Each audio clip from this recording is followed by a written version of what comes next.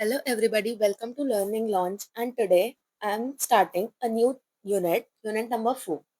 In this unit, what we are going to study is current environmental issues of importance.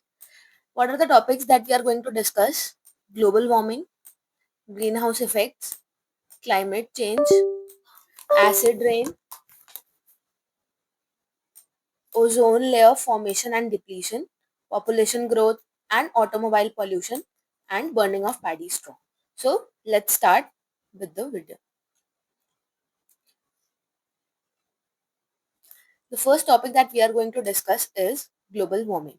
So basically global warming क्या होती है? Global warming is the gradual increase in the Earth's temperature, generally due to the greenhouse effect caused by increased levels of carbon dioxide, CFC, chlorofluorocarbons and other pollutants. Basically global warming हम किसको कहते हैं कि जो धीरे धीरे अर्थ का temperature increase होता जा रहा है जनरली किसकी वजह से ग्रीन हाउस इफेक्ट की वजह से जिस और ग्रीन हाउस इफेक्ट किसकी वजह से होता है कार्बन डाइऑक्साइड का लेवल इंक्रीज होने की वजह से या फिर क्लोरोफ्लोरो का कार्बन लेवल इंक्रीज होने की वजह से या फिर और कुछ अदर पॉल्यूटेंट्स की वजह से अब ग्लोबल वार्मिंग होती किसकी वजह से है ये देख लेते हैं कि बेसिक कॉज क्या है ग्लोबल वार्मिंग का पहला कॉज है deforestation forests are being depleted for many domestic and commercial purposes. This has led to an environmental imbalance, thereby giving rise global warming. Basically क्या होता है जैसे कि फॉरेस्ट डिप्लीट होते जा रहे हैं किस चीज के लिए बहुत सारे कुछ डोमेस्टिक चीजों के लिए या फिर कुछ कमर्शियल पर्पसेस के लिए तो इसकी वजह से क्या हो रहा है एनवायरमेंटल इम्बैलेंस हो रहा है इसकी वजह से क्या हो रहा है ग्लोबल वार्मिंग बढ़ती जा रही है दूसरा आता है rise of vehicles burn fossil fuels which emits large amount of carbon dioxide and other toxics into the environment. अब फॉसिल फ्यूल्स क्या हो रहा है बर्न हो रहा है किसकी वजह से जब व्हीकल्स चलते हैं व्हीकल्स में पेट्रोल हो गया फॉसिल फ्यूल्स क्या होता है पेट्रोल कोल एक्सेट्रा तो क्या होता है पेट्रोल व्हीकल्स में बर्न करता है बहुत लार्ज अमाउंट में क्योंकि आज के टाइम में सारे लोगों के पास मोस्टली लोगों के पास प्राइवेट व्हीकल्स हैं इंस्टेड ऑफ पब्लिक व्हीकल्स बहुत ज्यादा प्राइवेट व्हीकल्स यूज होते हैं जिसकी वजह से ज्यादा फॉसिल फ्यूल बर्न होता है और एक बहुत ही ज्यादा अमाउंट में क्या होता है कार्बन डाइऑक्साइड रिलीज करता है जिसकी वजह से क्या होता है बेसिकली कार्बन डाइऑक्साइड के इंक्रीज लेवल की वजह से क्या होता है ग्लोबल वार्मिंग फिर नेक्स्ट आता है आपका chlorofluorocarbon is also the one of the cause of global warming so कैसे air conditioners and refrigerators human have been adding CFCs into the environment which affect the atmospheric ozone layer the CFCs has led to ozone layer depletion making room for the ultraviolet rays thereby increasing the temperature of earth क्या हो रहा है chlorofluorocarbon किस किस कहाँ से निकलते हैं बेसिकली क्लोरोफ्लोरोकार्बन होते हैं एयर कंडीशनर्स रेफ्रिजरेटर्स हम ये यूज करते हैं तो इनसे रिलीज होते हैं क्लोरोफ्लोरोकार्बन इनसे क्या हो रहा है इनकी वजह से कि एनवायरनमेंट में क्लोरोफ्लोरोकार्बन सीएफसीज का जो नंबर है वो ऐड होता जा रहा है और उसकी वजह से क्या हो रहा है एटमॉस्फेरिक ओजोन लेयर बहुत ज्यादा इफेक्ट कर रही है जिसकी वजह से क्या हो रहा है अर्थ का टेम्परेचर इंक्रीज होता जा रहा है अब हम पढ़ते हैं ग्रीन हाउस इफेक्ट क्या होता है अगर हम देखें greenhouse effect. The greenhouse effect is a naturally occurring process that aids in heating the Earth's surface and atmosphere. It results from the fact that certain atmospheric gases, such as carbon dioxide, water vapor, and methane, are able to change the energy balance of the planet by absorbing long wave radiation emitted from the Earth's surface. Greenhouse effect हम किसको बोलते हैं? Basically ये एक natural process है जो क्या करता है जिसका बेसिकली क्या है अर्थ की सरफेस की जो हीटिंग इंक्रीज हो रही है अर्थ या फिर अर्थ के सरफेस की या फिर एटमॉस्फेयर में हीट इंक्रीज हो रही है वो उस इफेक्ट को हम क्या बोलते हैं ग्रीन हाउस इफेक्ट ये कैसे होता है इससे बेसिकली क्या होती है कुछ एटमॉस्फेरिक गैसेस जो कि सर्टेन एटमॉस्फेरिक गैसेस निकलती हैं जैसे कि carbon dioxide water vapour methane ये क्या होती है बेसिकली इनकी वजह से ग्रीन हाउस इफेक्ट एक मेजरली होता है और इससे क्या होता है एनर्जी बैलेंस जो है प्लैनेट का वो चेंज हो जाता है Without the greenhouse effect, life on this planet would probably not exist as the average temperature of the earth would be a chilly -18 degrees Celsius rather than the present 15 degrees Celsius. अगर अर्थ पे life possible करनी है तो उसके लिए green house effect is very necessary because अगर green house effect नहीं होगा तो अर्थ जो है अर्थ का टेम्परेचर बहुत ही ज्यादा चिल होगा मतलब बहुत ही ज्यादा ठंडा होगा उसका टेम्परेचर होगा अराउंड -18 डिग्री सेल्सियस बट लेकिन ग्रीन हाउस इफेक्ट होना चाहिए for the sustenance for the life possible on earth जिसकी वजह से अभी जो हमारा नॉर्मल टेम्परेचर है 15 डिग्री सेल्सियस है और जिसमें हम सर्वाइव कर पा रहे हैं. Some greenhouse gases occur naturally in the atmosphere while other result from human activities. अब greenhouse gases, कुछ तो greenhouse gases होती हैं जो खुद एटमॉस्फेयर में होती हैं और कुछ किसकी वजह से होती हैं? ह्यूमन एक्टिविटीज की वजह से. Naturally occurring greenhouse gases include water vapor, carbon dioxide, methane, nitrous oxide and ozone. कुछ ये नेचुरली ग्रीन हाउसेस गैसेस हैं जिनकी वजह से क्या होता है? ग्रीन हाउस इफेक्ट होता है. अब कुछ ह्यूमन एक्टिविटीज की वजह से होता है, वो क्या है? जैसे add to the levels of most of these naturally occurring gases. कुछ ही इन जो नेचुरली अकरिंग गैसेस है इनमें ही लेवल बढ़ा दिया जाता है. किसकी वजह से बढ़ता है और वो लेवल? ह्यूमन एक्टिविटीज की वजह से. Carbon dioxide is release to the atmosphere when solid waste, fossil fuels and wood products are burn. अगर ऐसे कोई भी प्रोडक्ट बर्न होते हैं तो उसकी वजह से कार्बन डाइऑक्साइड एटमॉस्फेयर में बहुत ज्यादा रिलीज होती है. Then very powerful greenhouse gases that are not naturally occurring include hydrofluorocarbons, HCFCs, perfluorocarbons, PFCs, and sulfur hexafluoride, which are generated in a variety of industrial processes. बहुत सारे industrial processes में से ये वाले जो components हैं ये रिलीज होते हैं जिनकी वजह से क्या होता है? ये बहुत ही ज्यादा powerful green houses gas. A number of gases are involved in the human caused enhancement of the greenhouse effect. These gases include carbon dioxide, methane, nitrous oxide, chlorofluorocarbons, tropospheric ozone. Of these gases, the single most important gas is carbon dioxide, which accounts for about 55% of the change in the intensity of the Earth's greenhouse effect. Basically जो सबसे ज्यादा most important gas है जिसकी वजह से अर्थ के green house effect की intensity बदलती है वो है कार्बन डाइऑक्साइड. राइट. उसके बाद आती है अलग और गैसेस आती है. 25% होल्ड करता है क्लोरोफ्लोरोकार्बन, 15% करता है methane and 5% for nitrous oxide. 5% nitrous oxide, 15% methane, 25% chlorofluorocarbons and 55% carbon dioxide. Next चलते हैं. नेक्स्ट आता है क्लाइमेट चेंज. क्लाइमेट चेंज क्या होता है? Climate is the average weather of an area. Basically climate क्या होता है? हम किसी भी एरिया के एवरेज वेदर को बोलते हैं climate. It is a general weather condition, seasonal variations and extremes of weather in reason.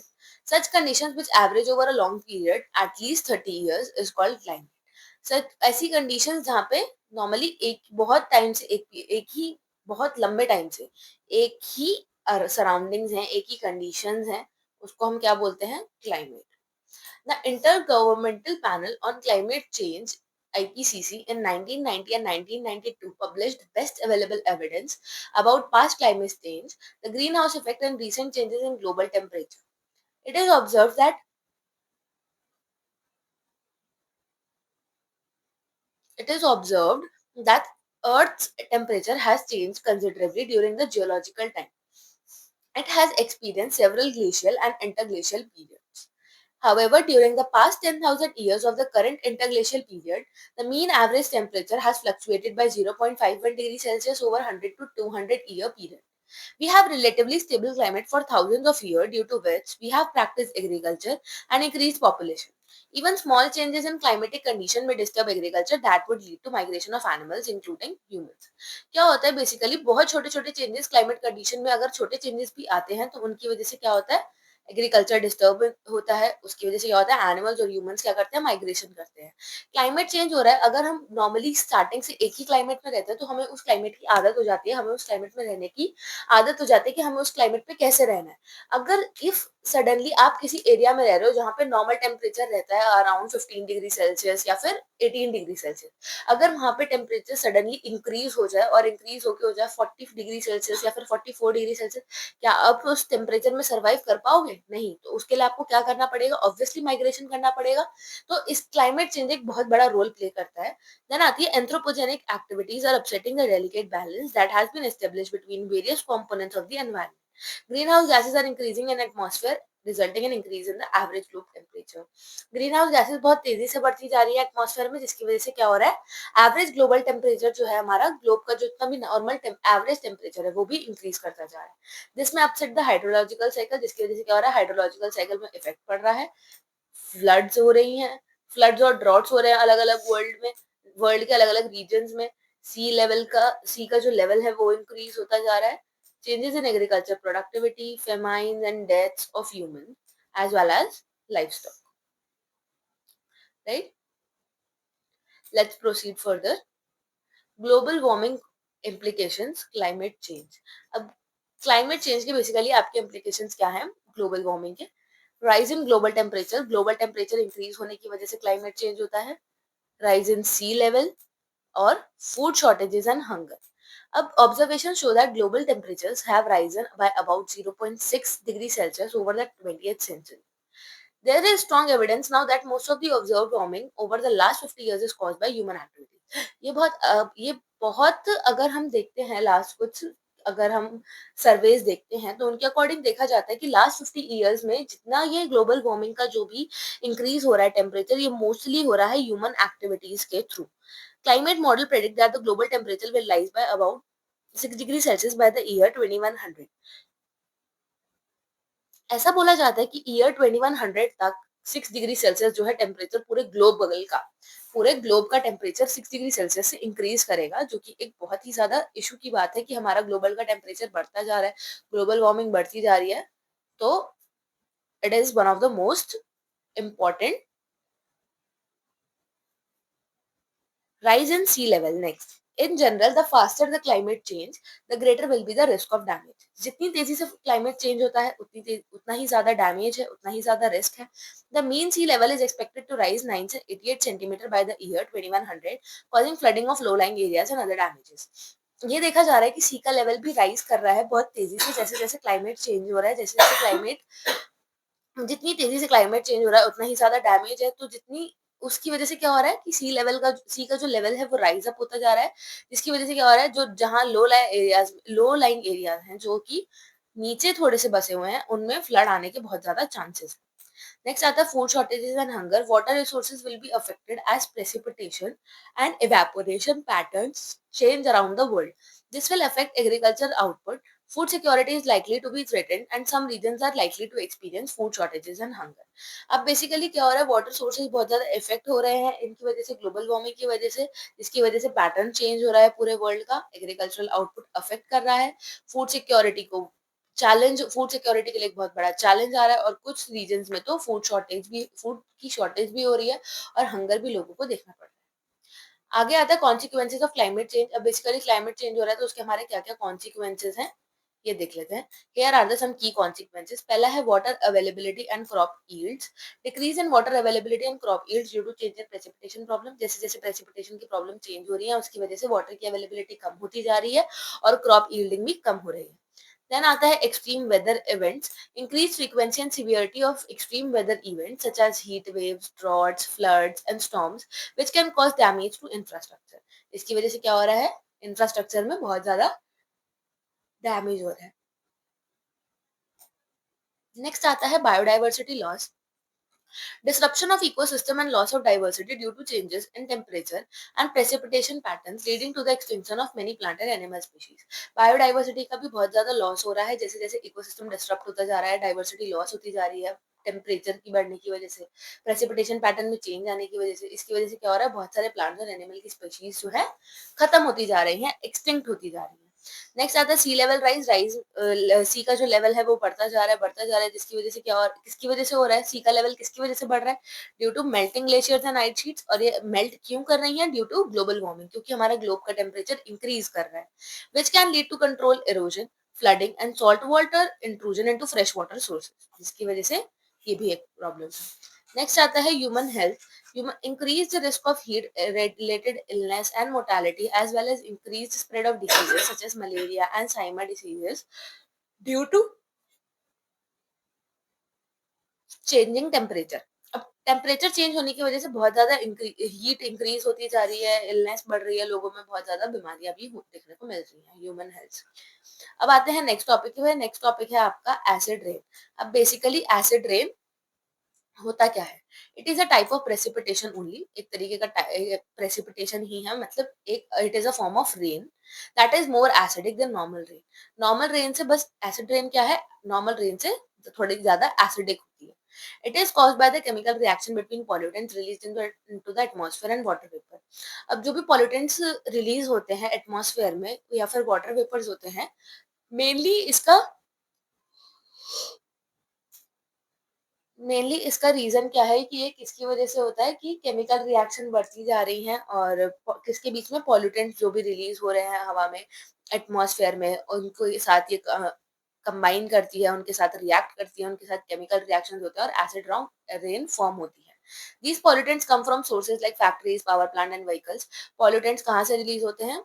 यही आपकी फैक्ट्रीज़, पावर प्लांट्स, इन सब में बहुत ज़्यादा केमिकल्स, टॉक्सिक इफ्लुएंट्स रिलीज़ हो रहे हैं, जिनकी वज़ह से जो पॉल्यूटेंट्स है वो एटमॉस्फेयर में रिलीज होते हैं, उसके बाद एक केमिकल रिएक्शन होती है जिसकी वजह से एसिड प्रोड्यूस होता है, वो एसिड वाटर वेपर के साथ मिक्स करके क्या होता है, एसिडिक रेन, जो कि नॉर्मल रेन से ज्यादा एसिडिक होती है। Acid rain is only one component of acidic deposition.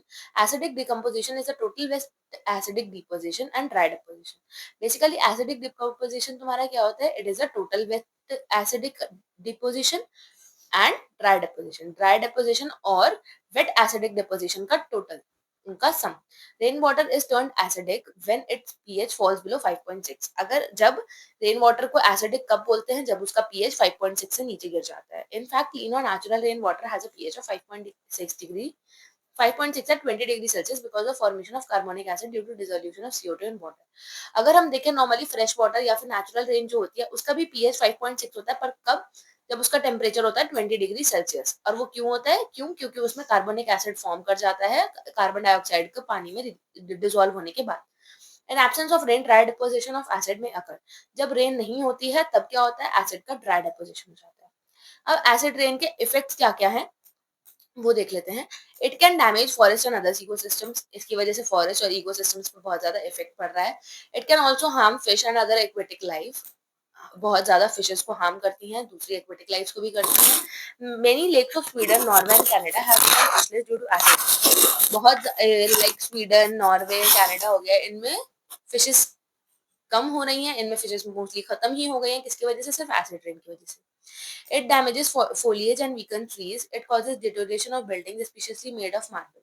अब क्या हो रहा है, जो बेसिकली आपकी जो बिल्डिंग्स हैं वो जो कि मार्बल की बनी हुई है वो डिटोरेट होती जा रही है। क्यों? क्योंकि उनका कलर जो है वो येलोइश होता जा रहा है। एग्जाम्पल के लिए आप ताजमहल को ले सकते हैं। ताजमहल में जो मार्बल था वो अब येलोइश इन कलर होता जा रहा है। It damages foliage and weaken trees. Trees को वीकन करती है। It makes trees more susceptible to stresses like cold temperature, drought, etc. अब हम देखते हैं causes of acid rain. Causes क्या क्या है, किसकी वजह से एसिड रेन हो रहा है। The main causes of acid rain are sulphur dioxide and nitrogen oxide. ये बेसिकली आपके दो केमिकल्स है जिनकी वजह से एसिड रेन होता है। These pollutants are released into the atmosphere when where fossil fuels are burned. जब fossil fuels जलाए जाते हैं तो ये दोनों जो आपके केमिकल्स हैं ये रिलीज होते हैं, जिनकी वजह से क्या होता है, एसिड रेन। कंट्रोल मेजर्स, इनको कंट्रोल कैसे करा जा सकता है। There are a number of things that can be done to control acid rain. क्या क्या है, we can reduce our reliance on fossil fuels. Fossil fuels का यूज कम करना होगा और हमें क्लीन एनर्जी सोर्सेज यूज करने होंगे। We can also improve emission control on factories and power plants, उनका एमिशन रोकना होगा। Liming of lakes and soil should be done to correct the adverse effects, ये भी करना होगा। A coating of protective layer of inert polymer should be given in the interior of water pipes for drinking water. Drinking water के लिए एक inert हमें क्या करनी होगी, एक पॉलीमर की लेयर, जो प्रोटेक्टिव लेयर हमें कोटिंग करानी होगी। अब आता है ozone layer formation and depletion. Ozone layer, ozone layer सबको पता है क्या होती है। ओजोन लेयर, अब देखते हैं, हम बात करते हैं ओजोन लेयर डिप्लीशन की। Ozone layer depletion is a significant environmental issue that has garnered significant attention globally. अब ओजोन लेयर बहुत तेजी से डिप्लीट करती जा रही है, तो उनका डिप्लीशन कैसे हो रहा है, ओजोन लेयर क्यों डिप्लीट करती जा रही है, क्यों, क्योंकि ग्लोबल वार्मिंग बढ़ रही है, टेम्परेचर इंक्रीज होता जा रहा है, तो ग्लोबल जो ओजोन लेयर है हमारी वो डिप्लीट करती जा रही है और हमारी ओजोन लेयर में एक ओजोन होल क्रिएट होता जा रहा है, जिसकी वजह से क्या हो रहा है, अल्ट्रावायलेट रेडिएशन हमारे अंदर जल्दी एंटर कर पा रही है। The ozone layer is a crucial component of the earth atmosphere. Earth का एटमॉस्फेयर का सबसे ज्यादा क्रूशियल कंपोनेंट क्या है, ozone layer. Protecting life from, हमारी जिंदगी को, हमारी लाइफ को प्रोटेक्ट करता है किससे, हार्मफुल अल्ट्रावायलेट रेडिएशन जो कि सन से आती हैं। The depletion of the ozone layer occur when chlorine and bromine atoms released by human activities react with ozone molecules in the stratosphere, destroying them. अब स्ट्रेटोस्फेयर में जो हमारी ओजोन लेयर है वो कहाँ पे है, स्ट्रेटोस्फेयर में। उसमें जब स्ट्रेटोस्फेयर में जो भी ह्यूमन एक्टिविटीज के थ्रू क्लोरीन और ब्रोमीन एटम्स रिलीज होते हैं तो उनसे क्या हो रहा है, हमारी जो ओजोन मॉलिक्यूल्स हैं वो रिएक्ट करते हैं उनके साथ और फिर उनको डिस्ट्रॉय हो जाती है. This process is accelerated by the presence of ozone depleting substances. ये प्रोसेस किसकी वजह से हो रहा है? ओजोन डिप्लीटिंग सब्सटेंसेस के प्रेजेंस की वजह से, जैसे कि क्लोरोफ्लोरोकार्बन या फिर हाइड्रोक्लोरोफ्लोरोकार्बन. अब ओजोन लेयर डिप्लीट होने का रीजन ही क्या है? Ozone is highly reactive and easily broken down by manmade chlorine and bromine compounds. जो भी ह्यूमन एक्टिविटीज की वजह से क्लोरीन और ब्रोमीन रिलीज होता है उसकी वजह से क्या हो रहा है? ओजोन इजीली ब्रोकन डाउन हो रही है क्योंकि वो बहुत ही ज्यादा हाईली रिएक्टिव है. These compounds are found to be most responsible for most of ozone layer depletion, right? The ozone layer depletion process begins with the CFCs used in refrigerator and air conditioner, and other ozone depleting substances are emitted into the atmosphere. ये जितने भी chlorofluorocarbon, hydrochlorofluorocarbon हैं और जितने भी ozone depleting substances हैं, ये क्या हो रहे हैं? एटमॉस्फेयर में रिलीज हो रहे हैं, जिनकी वजह से क्या हो रहा है? ओजोन लेयर डिप्लीट हो रहा है. Winds efficiently mix and evenly distribute the ozone depleting substances in the troposphere. These ODS compounds do not dissolve in rain, are extremely stable and have a long lifespan. ये dissolve easily नहीं होते हैं और ये क्या करते हैं? बहुत साल बाद स्ट्रेटोस्फेयर में जाके स्ट्रेटोस्फेयर के पास पहुंच जाते हैं बाय डिफ्यूजन. अब मेन कॉजेज क्या है ओजोन लेयर डिप्लीशन के? पहला, ozone depleting substances ODS chemicals की वजह से. दूसरा है nitrous oxide. Although not covered by the Montreal Protocol, N2O is the most highly emitted zone depleting substances. सबसे ज्यादा highly emitted कौन सा सब्सटेंस है? ODS, N2O. फिर आता है vehicle and green house gases. Green house gases की वजह से, व्हीकल्स की वजह से जिसमें फॉसिल फ्यूल बर्न होता है, कार्बन डाइऑक्साइड का लेवल बढ़ता है. Green which is the most one of the crucial gas for green house, it is carbon dioxide.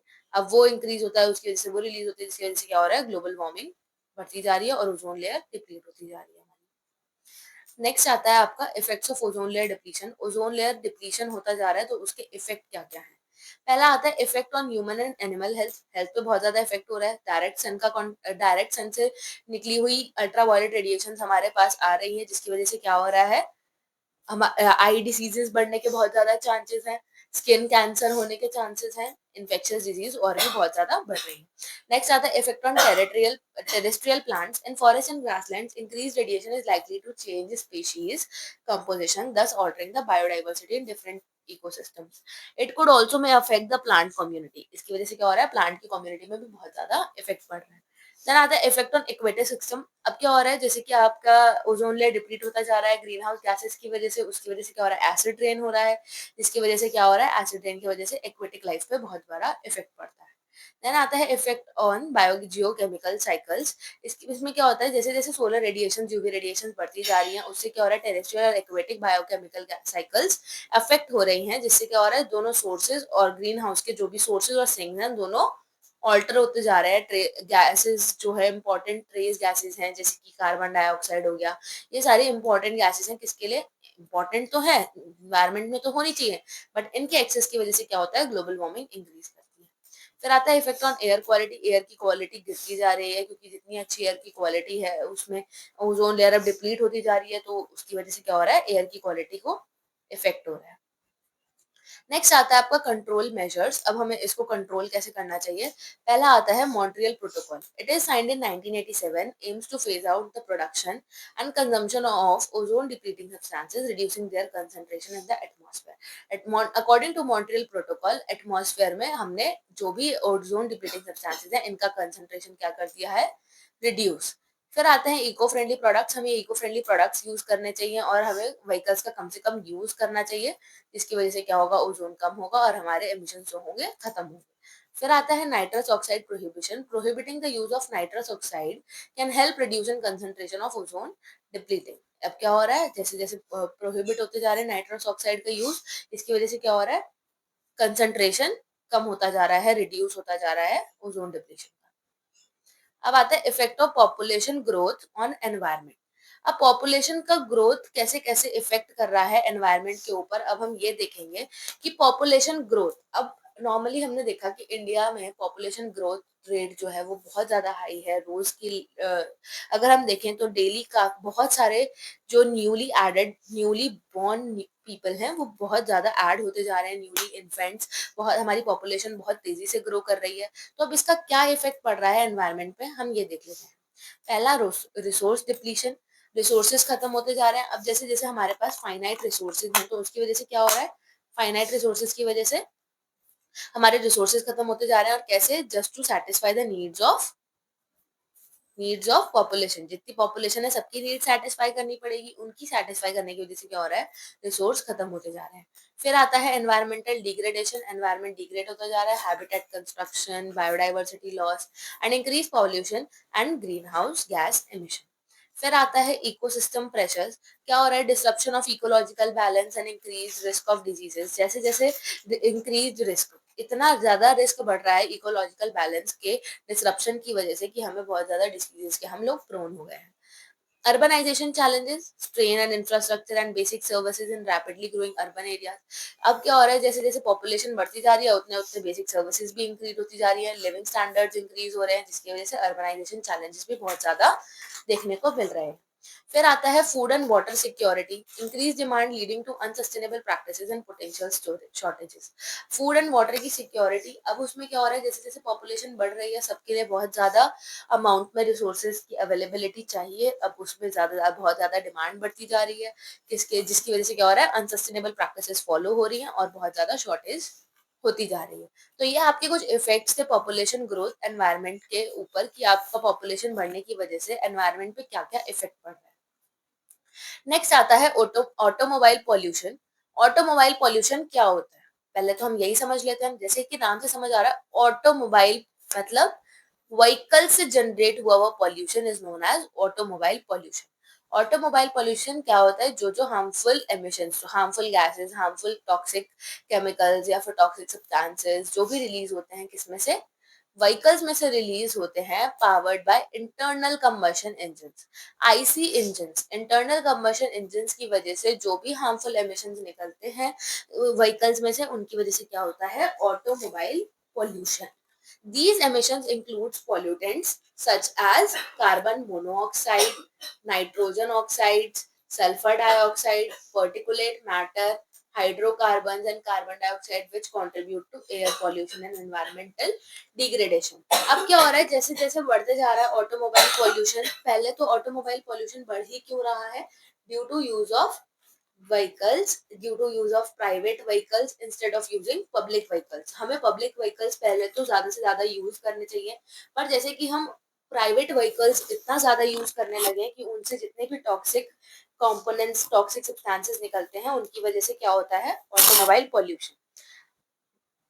अब किस किस की वजह से ऑटोमोबाइल पॉल्यूशन होता है ये देख लेते हैं। Burning of fossil fuels, fossil fuels को बर्न करने की वजह से व्हीकल्स में क्या होता है, व्हीकल्स में पेट्रोल डीजल इंजन यूज होते हैं, जो क्या करते हैं, बहुत हार्मफुल गैसेस को रिलीज करते करते हैं जब उनका कंबशन होता है। नेक्स्ट आता है इनकम्प्लीट कंबशन, कभी कभी क्या होता है कि कंबशन पूरा हो ही नहीं पाता है, इनकम्प्लीट रह जाता है, जिसकी वजह से क्या होता है, कार्बन मोनोऑक्साइड रिलीज होती है और हाइड्रोकार्बन एमिशन होते हैं, जिसकी वजह से ऑटोमोबाइल पॉल्यूशन होता है। फिर आता है पुअर व्हीकल मेंटेनेंस, अगर हमने व्हीकल का प्रॉपर मेंटेनेंस नहीं रखा होता है तो उसकी वजह से उसमें बहुत ज्यादा, अगर वो ओल्ड है व्हीकल या फिर बिल्कुल हमने उसको मेंटेन नहीं करा, तो वो क्या करता है, और ज्यादा पोल्यूटेंट्स को रिलीज करता है। फिर आता है traffic congestion, idling vehicle release pollutants without effective fuel use, बिना प्रॉपर फ्यूल का ढंग से यूज करे हुए इसमें से क्या होता है, पॉल्यूटेंट्स रिलीज होते हैं। Use of leaded petrol and diesel, toxic compound release होते हैं एयर्स के अंदर, उसकी वजह से। डिफोरेस्टेशन फॉर रोड्स, हम रोड्स बनाने के चक्कर में बहुत ज्यादा डिफोरेस्टेशन करते हैं, जिसकी वजह से क्या होता है, कार्बन डाइऑक्साइड प्रॉपरली एब्जॉर्ब नहीं हो पाती है और पॉल्यूशन बहुत ज्यादा बढ़ने लगता है। नेक्स्ट देखते हैं हमारे इफेक्ट्स क्या है ऑटोमोबाइल पॉल्यूशन के। हेल्थ इश्यूज, बहुत ज्यादा हेल्थ इश्यूज होते हैं, respiratory diseases, cardiovascular problem, I and skin irritation होता है। Increase risk of cancer, cancer का बहुत ज्यादा रिस्क है। किसकी वजह से कैंसर का रिस्क किसकी वजह से बढ़ता जा रहा है, due to benzene and hydrocarbon. फिर आता है एनवायरमेंटल डैमेज, एनवायरमेंट हमारा डैमेज हो रहा है कैसे, अब एनवायरमेंट को क्या क्या इफेक्ट पड़ रहा है, एयर पॉल्यूशन हो रहा है, स्मॉग फॉर्मेशन हो रहा है, एसिड रेन हो रही है due two sulphur dioxide and nitrogen oxide, ये रिलीज हो रहे हैं ड्यू टू इनकम्प्लीट कंबशन। इनकी वजह से क्या होता है, ये जाते हैं एटमॉस्फेयर में, वाटर वेपर के साथ केमिकल रिएक्शन करते हैं, जिसकी वजह से क्या होता है, एसिड रेन। ग्लोबल वार्मिंग हो रही है एक्सेसिव कार्बन डाइऑक्साइड रिलीज होने की वजह से, क्योंकि डिफॉरेस्टेशन हो रहा है तो ज्यादा कार्बन डाइऑक्साइड एब्जॉर्ब नहीं हो पा रही है, जिसकी वजह से क्या हो रहा है, हमारा ग्लोबल वार्मिंग हो रही है, ग्लोब का टेम्परेचर बढ़ता जा रहा है और हमारे एनवायरनमेंट को डैमेज कर रहा है। Ozone layer depletion from nitrogen oxide, same उन्हीं नाइट्रोजन ऑक्साइड्स की वजह से क्या हो रहा है, ग्लोबल वार्मिंग हो रही है। ग्लोबल वार्मिंग की वजह से क्या हो रहा है, ओजोन लेयर डिप्लीट होता जा रहा है और हमें इश्यूज हमारी लाइफ पे बहुत ज्यादा इम्पैक्ट पड़ रहा है। देन आता है impact on wild life and vegetation. Vegetation और वाइल्ड लाइफ पे कैसे इम्पैक्ट पड़ रहा है, पॉल्यूटेंट जितने भी हैं, जितने भी पॉल्यूटेंट्स हो रहे हैं, जिनकी वजह से जिनकी वजह से ऑटोमोबाइल पॉल्यूशन हो रहा है, उससे क्या होता है, प्लांट की ग्रोथ डैमेज होती है, सॉइल क्वालिटी खराब होती है, सॉइल का स्टेबल स्ट्रक्चर खत्म होता है, एंड क्या होता है, toxic air affects animal respiratory system. जितने भी टॉक्सिक एयर है उसकी वजह से क्या हो रहा है, एनिमल्स का रेस्पिरेटरी सिस्टम बहुत ज्यादा इफेक्ट कर रहा है। अब देखते हैं नेक्स्ट इफेक्ट्स हो गए कंट्रोल मेजर्स। अब हम ऑटोमोबाइल पॉल्यूशन को कैसे कंट्रोल कर सकते हैं ये देखेंगे। यूज ऑफ ऑल्टरनेटिव फ्यूल्स, हमें फॉसिल फ्यूल्स यूज करने की जगह, फॉसिल फ्यूल्स की जगह कोई ऑल्टरनेटिव फ्यूल्स यूज करने चाहिए, जैसे कि इलेक्ट्रिक हो गया, हाइड्रोजन, सीएनजी या फिर एलपीजी, ये सब। फिर आता है implementation of emission standards, strict regulations like BSVI norms, हमें ये इम्प्लीमेंट करने चाहिए। Vehicle maintenance and servicing, proper time पे व्हीकल को हमें मेंटेन रखना चाहिए, उसकी सर्विसिंग करानी चाहिए। पब्लिक ट्रांसपोर्ट एंड कारपूलिंग, हमें क्या करना चाहिए, प्राइवेट व्हीकल्स का यूज हमें कम करना चाहिए, डिक्रीज करना चाहिए, उसकी जगह हमें क्या यूज करने चाहिए, पब्लिक व्हीकल्स या फिर पब्लिक ट्रांसपोर्ट यूज करना चाहिए। देन आता है प्रमोटिंग इलेक्ट्रिक व्हीकल्स को प्रमोट करना चाहिए इंस्टेड ऑफ व्हीकल्स जिनमें फॉसिल फ्यूल्स का यूज होता हो। उसकी में क्यों, क्योंकि उसमें इंटरनल कंबशन प्रॉपर्ली नहीं हो पाता है, उसकी वजह से क्या होता है, ऑटोमोबाइल पॉल्यूशन। फिर आता है traffic management and road planning, reducing congestion to minimize idling emissions. इसमें क्या हो रहा है, ट्रैफिक को मैनेज करना चाहिए हमें और रोड प्लानिंग प्रॉपर्ली करनी चाहिए, जिसकी वजह से ऑटोमोबाइल पॉल्यूशन थोड़ा कम हो। देन आता है अफॉरेस्टेशन एंड ग्रीनरी, बेसिकली हमें फॉरेस्ट प्लांट्स ट्रीज जो हैं ये सब ग्रो करने चाहिए, जिससे ग्रीनरी बढ़े, क्योंकि ट्रीज क्या करते हैं, हमें हेल्प, कार्बन डाइऑक्साइड को एब्जॉर्ब करने में हेल्प करते हैं, जिसकी वजह से ऑटोमोबाइल पॉल्यूशन क्या होगा, डिक्रीज करेगा, रिड्यूस करेगा। फिर आता है एंकरेजिंग नॉन मोटराइज ट्रांसपोर्ट, इसमें क्या होता है, walking cycling and using eco friendly transport. हमें ये ज्यादा से ज्यादा प्रैक्टिस करना चाहिए कि अगर हमें बहुत पास ही जाना है कुछ सामान लेने के लिए, तो हमें बेसिकली क्या करना चाहिए, वॉकिंग प्रेफर करनी चाहिए instead of using private vehicles, या फिर अगर हमें थोड़ी सी ही दूर जाना है तो हमें साइकिलिंग करनी चाहिए, जिससे हम फिजिकली फिट भी रहें एंड हमारा जो एनवायरमेंट है वो भी सस्टेन कर पाए और उसमें भी ज्यादा पॉल्यूशन ना हो। नेक्स्ट टॉपिक आपका आता है स्टबल बर्निंग। स्टबल बर्निंग क्या होता है basically it is a method of removing paddy crop residues from the field to sow the wheat from the last week of September to November. सितंबर के last week से लेकर नवंबर तक जो भी वीट ग्रो करता है जिस फील्ड में, उस फील्ड में जो भी किसी पैडी क्रॉप के रेसिड्यूज रह जाते हैं उनको हटाने का तरीका क्या है, उस तरीकों को क्या बोलते हैं, स्टबल बर्निंग। क्या बोलते हैं उस तरीके को, stubble burning. It is a process of setting on fire the straw stubble left after the harvesting of grains like wheat, paddy, etc. जब हम एक बार लैंड में वीट पैडी ये सब ग्रो कर लेते हैं, उसके बाद क्या होता है, कुछ स्टबल रह जाता है हमारा उस लैंड के अंदर ही, हमारा उसके अंदर लैंड के अंदर फील्ड के अंदर रह जाता है कुछ स्ट्रॉ स्टबल। तो उसको क्या करना, उसको जला देना, उसको आग लगा देना, उसको जला देना, इसको हम क्या बोलते हैं, स्टबल बर्निंग, राइट। अब ये the process of burning farm residues is one of the major cause of air pollution, इसकी वजह से एयर पॉल्यूशन बहुत ज्यादा होता है। तो किस पार्ट्स में सबसे ज्यादा एयर पॉल्यूशन होता है, नॉर्थ इंडिया। नॉर्थ इंडिया में क्या क्या जाता है, पंजाब, हरियाणा, वेस्टर्न यूपी, जिसकी वजह से क्या हो रहा है, एयर की क्वालिटी डिक्रीज होती जा रही है। अब आते हैं नेक्स्ट कॉजेज। कॉजेज क्या क्या है, स्टबल बर्निंग क्यों हो रही है। The major reason behind the stubble burning is the short time available between rice harvesting and sowing of wheat as delay in sowing affect the quality of crop. अब क्या होता है बेसिकली सबसे पहला रीजन क्या है कि स्टेबल बढ़ने का, एक तो हमारे पास राइस हार्वेस्टिंग से लेकर सोइंग तक के बीच में जब हमें राइस उगाना होता है और जब काटने का टाइम आता है उसके बीच में बहुत ही शॉर्ट टाइम है, बहुत ही शॉर्ट टाइम अवेलेबल है, जिसकी वजह से क्या हो रहा है अगर हम उसको सही टाइम पे नहीं करेंगे तो क्या होगा, डिले करने की वजह से क्वालिटी जो है वीट की वो अफेक्ट करती है। तो हमें क्या करना पड़ता है उसको जल्दी से जल्दी करने के लिए उसको बर्न करना पड़ता है।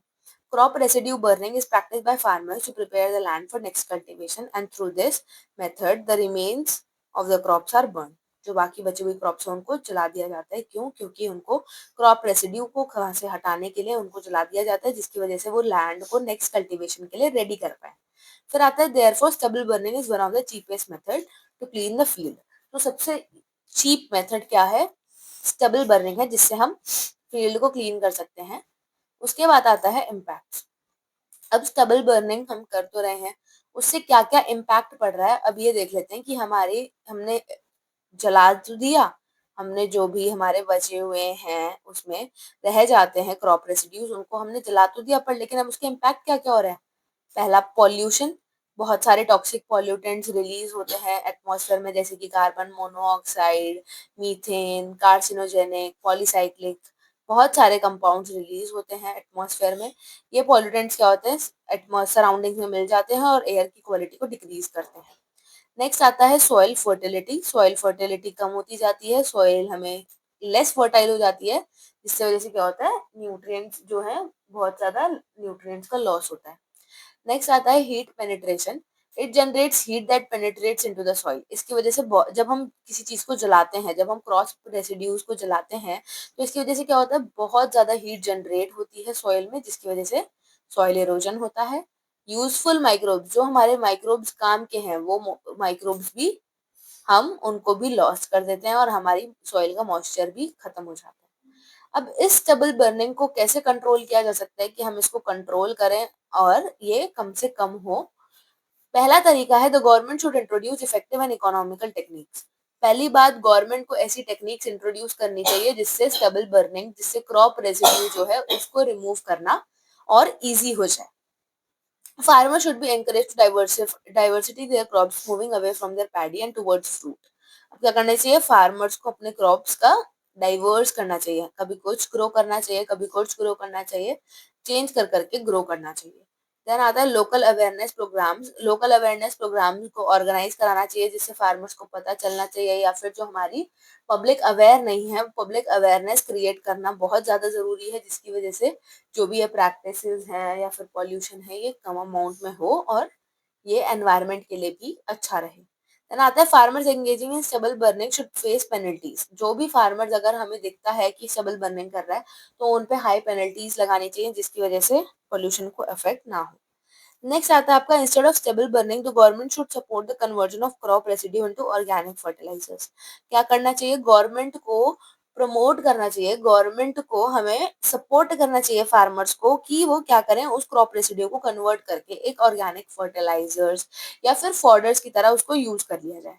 The government should support the industries involved in converting stubble into economical viable green products. Company को, जो गवर्नमेंट है उनको उन इंडस्ट्रीज को सपोर्ट करना चाहिए जो इंडस्ट्रीज क्या करती हैं, स्टबल जो हमारा क्रॉप रेसिड्यू है उसको कन्वर्ट करती हैं वायबल ग्रीन प्रोडक्ट्स में। तो ये था आपका स्टबल बर्निंग। अब नेक्स्ट आते हैं आपके प्रैक्टिस क्वेश्चंस। ये मैंने आपको कुछ प्रैक्टिस क्वेश्चंस करवाए हुए हैं, लिखे हुए हैं, जिन प्रैक्टिस क्वेश्चंस जो आपको प्रैक्टिस करना बहुत जरूरी है, बहुत ज्यादा एग्जाम्स में पूछे जाते हैं, इसी तरह से पूछे जाएंगे। इन सब के आंसर्स आपको इसी वीडियो में मिल जाएंगे। मैंने ये सब आपको सारे टॉपिक्स पढ़ा दिए हैं, ozone layer formation and depletion, then consequences of climate change, effects of population growth on various environmental issues। ये सारे टॉपिक्स मैं आपको क्लियर कर चुकी हूँ, इनके आंसर्स आपको इसी वीडियो में मिल जाएंगे। So that's it for the today's video. Hope so आपको वीडियो पसंद आया होगा, तो do like share and subscribe. और अगर आपको कोई भी डाउट हो तो आप कमेंट करके पूछ सकते हैं। आगे की और वीडियोस देखने के लिए stay tuned. Thank you, good bye.